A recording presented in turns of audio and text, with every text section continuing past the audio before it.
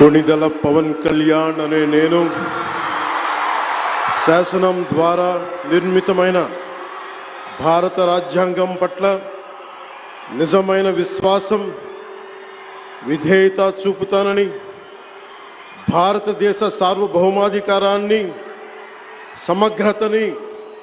కాపాడుతానని, ఆంధ్రప్రదేశ్ రాష్ట్ర మంత్రిగా నా కర్తవ్యాలను శ్రద్ధతో అంతఃకరణ శుద్ధితో నిర్వహిస్తానని, భయం గాని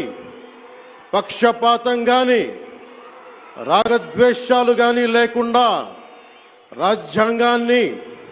శాసనాలని అనుసరించి ప్రజలందరికీ న్యాయం చేకూరుస్తానని దైవ సాక్షిగా ప్రమాణం చేస్తున్నాను. నేను